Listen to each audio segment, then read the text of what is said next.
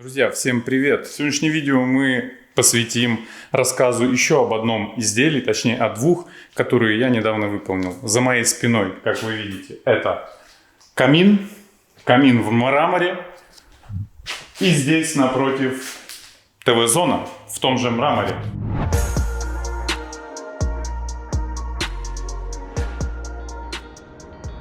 Рассказ начну с того, что когда я сюда приехал на замер, данные конструкции, что камин, что ТВ-зона уже были выстроены. Выстроены не нами, выстроены очень плохо, зашиты очень плохо гипсоволокном, криво, косо, конструкция металлокаркаса из профилей, сварная. Все криво, все шатается, то есть мы эти конструкции еще доводили до ума. И заказчики только на то, чтобы мы вывели эти конструкции в уровень, в плоскость, укрепили, сделали дефектовки касаемо каркаса и так далее, отдали более 100 тысяч рублей. Площадь камина небольшая, 2,4 в высоту и 2,1 в ширину. Соответственно, ТВ-зона под стать ему с небольшими нишками. Если мы видим, вы видите. Здесь ниша, куда будет встраиваться потом мебель с полочками за подлицо, с мрамором. И в камине, здесь освещение у нас не очень хорошее, тоже есть ниша. Вот. Сюда тоже будет встраиваться мебель, тоже за подлицо с мрамором. Поэтому подготовительные работы являются одной из наиболее важных частей в ремонте, не только в плиточных работах, а вообще. О самом мраморе. Мрамор, как известно специалистам и опытным людям, очень прихотливый материал, который с трудом поддается очень тонкой обработке. То есть, когда вам необходимо сделать углы, запилить их под 45 градусов, да, сделать красоту, прям минимизированную красоту, чтобы это очень было стильно, модно, современно. Мрамор, с ним очень тяжело работать.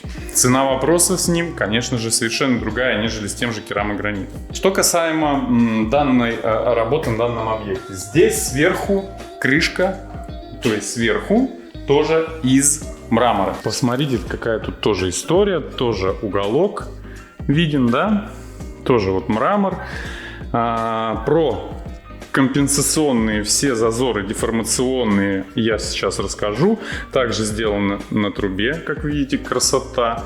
Тоже с деформационным зазором, так как это у нас труба, которая работает, нагревается, и материалы, соответственно, двигаются. Соответственно, такая же крышка сделана и на ТВ-зоне.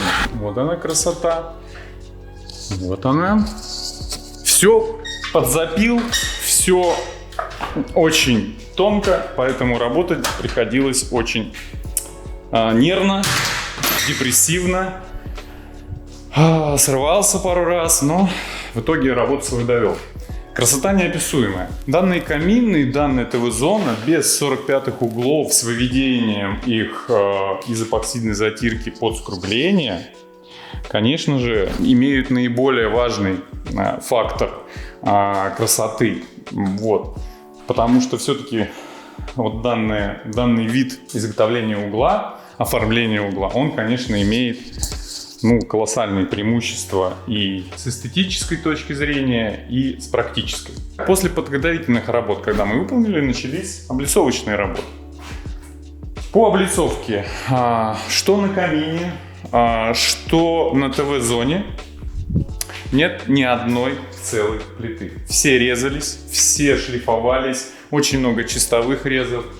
То есть вот этот кусок выпилен, вот здесь чистовой рез, здесь 45-й угол, здесь не целое, здесь не целое, здесь чистовой рез, здесь 45-й. То есть это везде, везде, везде. Здесь то же самое, плита это не целая, она кверху резалась. Но 45-й угол, точные примыкания, точные линии, все на самом деле это того стоит. Ну и самое интересное, да, понятно, подготовительные работы были выполнены.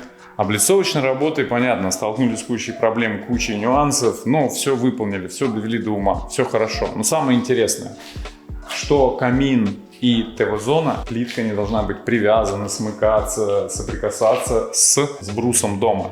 В связи с этим здесь, как вы можете видеть, это не плита выпиленная вот так вот в рисунок бруса. Нет, мы в плоскость данной каждой стены выбирали в глубину определенное количество, соответственно, древесины для того, чтобы вот этот ряд, он не касался ни дома, соответственно, не касался ни конструкции камина.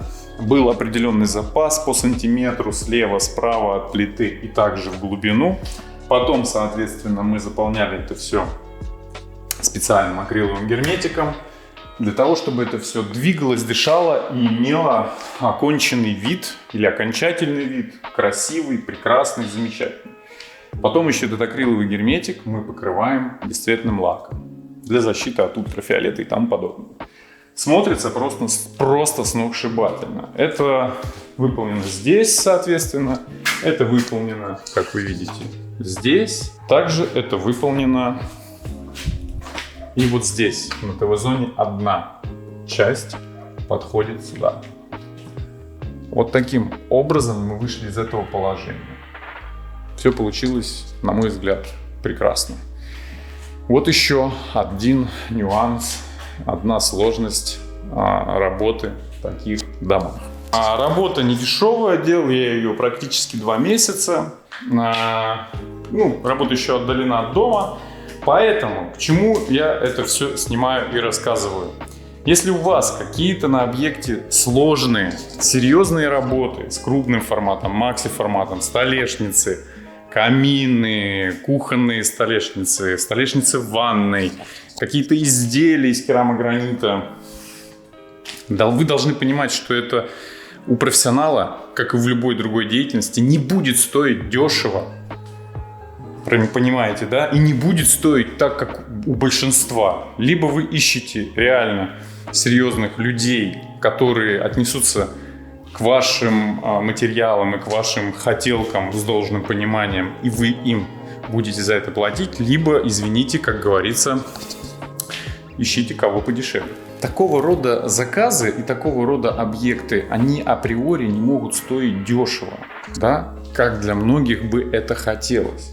За такую работу, если честно, браться не всегда охота, даже если она там стоит хороших денег. Потому что ты на себя берешь колоссальный груз ответственности за данный материал и тому подобное.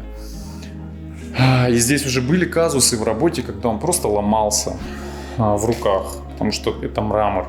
Поэтому, если планируете что-то сложное, что-то серьезное, что-то индивидуальное, не рассчитывайте на какие-то цены с Авито. Всем спасибо за внимание, спасибо, что досмотрели до конца, спасибо вообще, что смотрите. До новых встреч, будем стараться снимать дальше, больше, лучше.